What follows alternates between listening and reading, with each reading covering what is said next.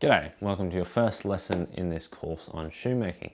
Now for those of you keeping score, this is the first lesson, the second video I've uploaded, and the third that I've recorded.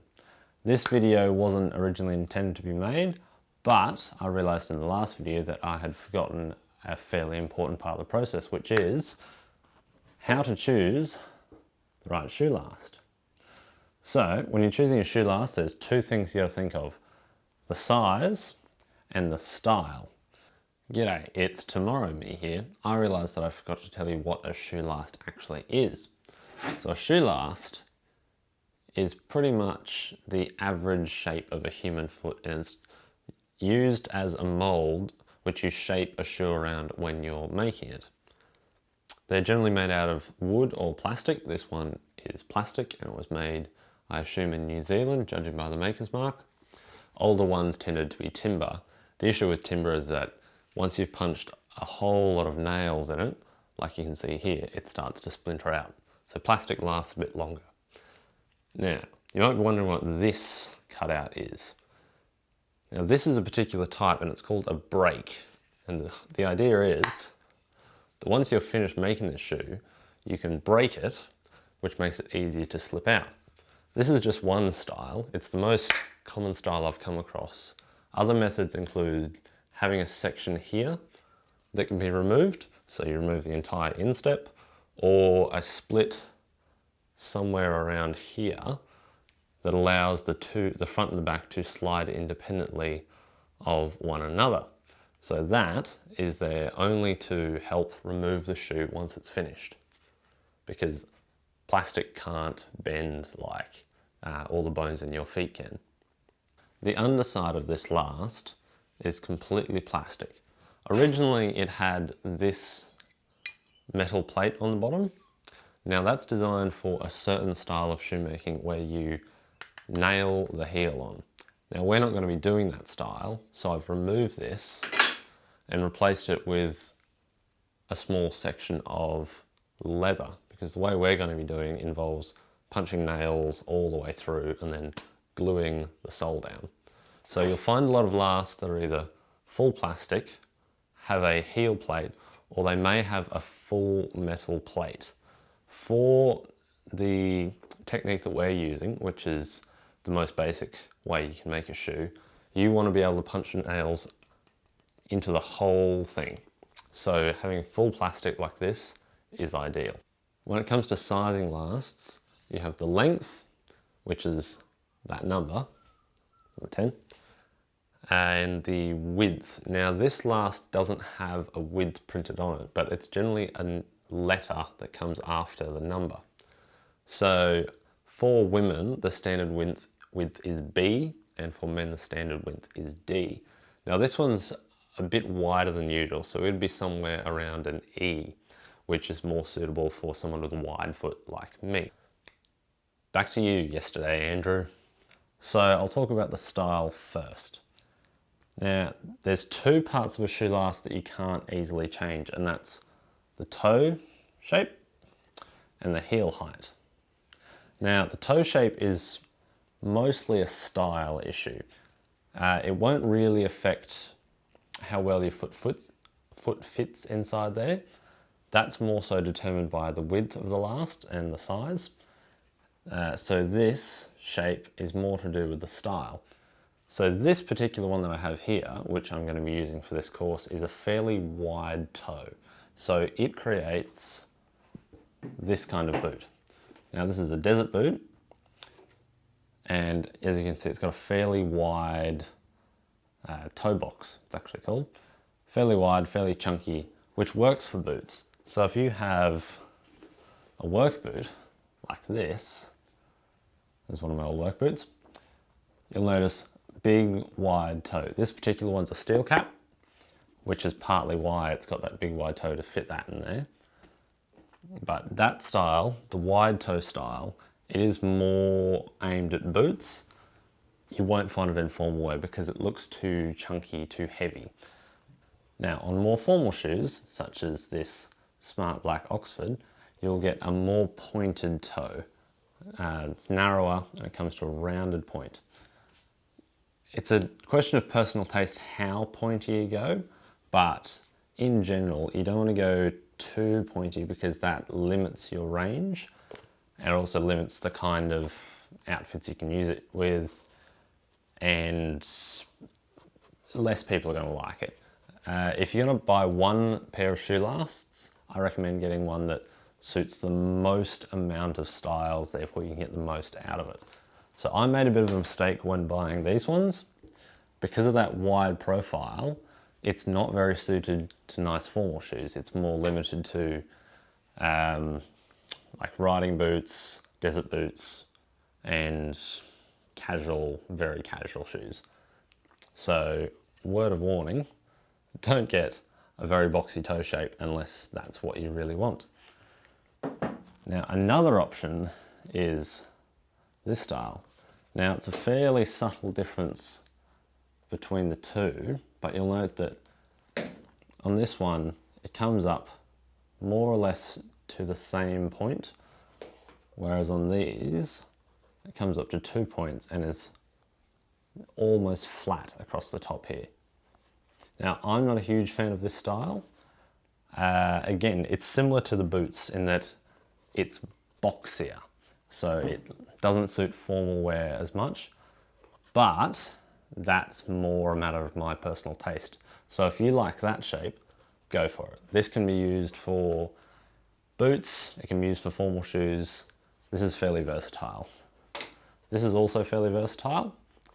You can happily make boots out of that, no worries. I would recommend getting something similar to this. Maybe you could go slightly wider, but in hindsight, I wouldn't buy these again, because this is limiting, whereas this can be used for quite a lot of things. The next thing to consider is heel height. Now, one of the big questions is, can you get a last and just vary it? Can you do a pair of flat loafers or ballet flats and a tall riding boot? And the answer is no. Simply because a last is designed to match your foot fairly well. Obviously, it's not exactly like your foot, it's more of a rounded version, but the whole idea is that it mimics the shape of your foot, and since your foot is flexible, at different heel heights, your foot changes shape, much like your hand can, because it's all the same bones.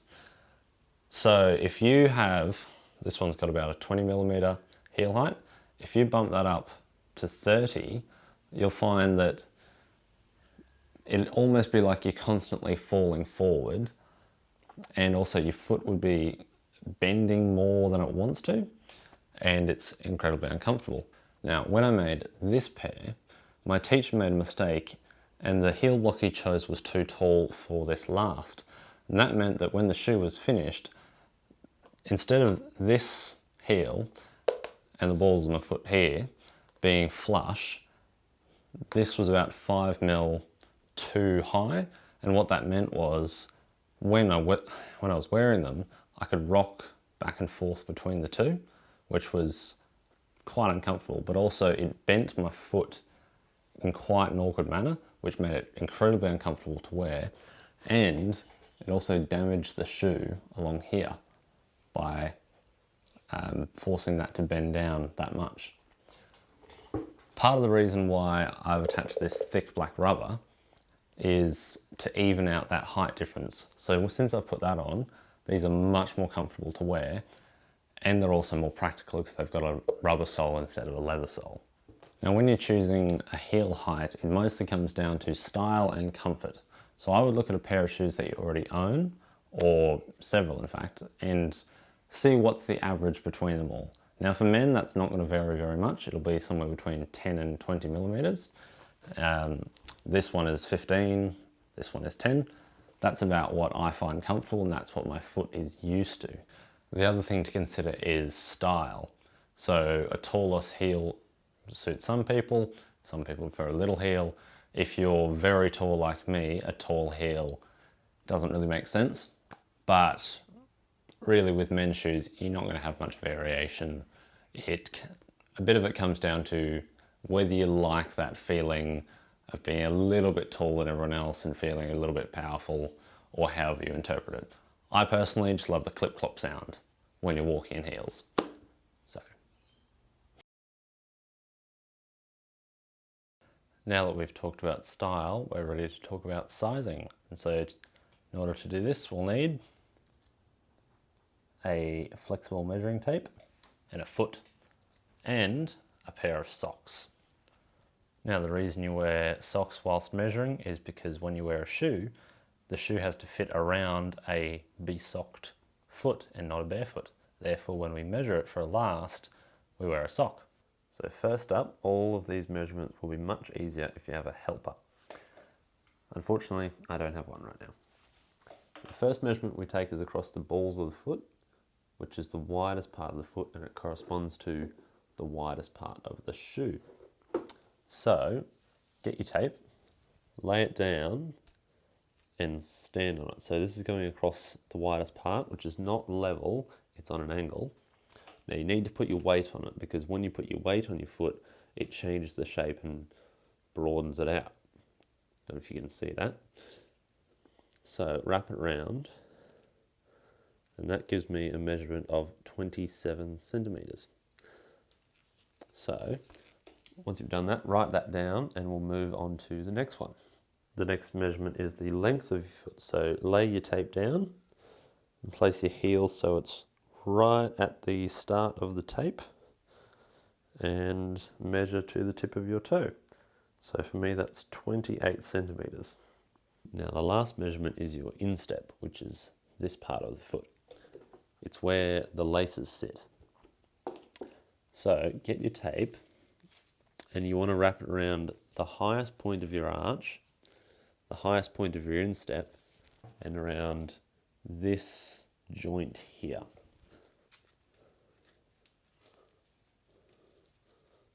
So on me, that gives about 27 centimeters.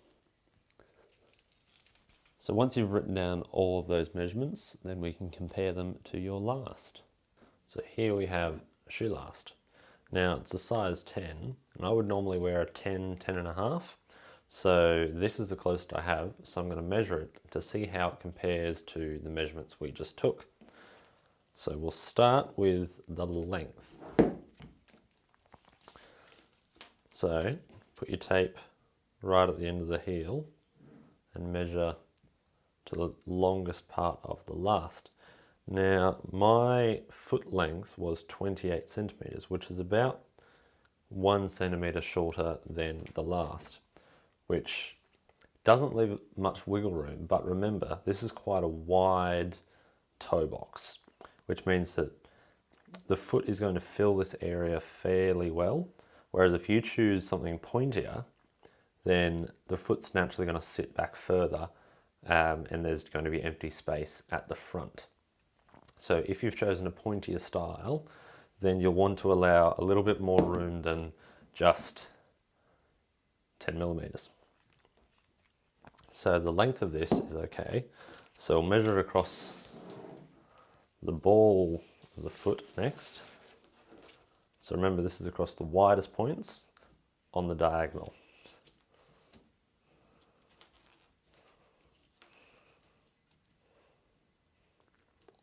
Alright, so this one measures 26 centimeters.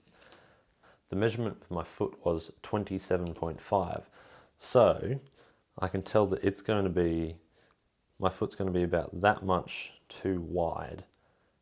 Now this is mostly because I have much wider feet than is standard, but it's not a big problem because a shoe will stretch across here to fit your foot. That's what part of the wearing in process is.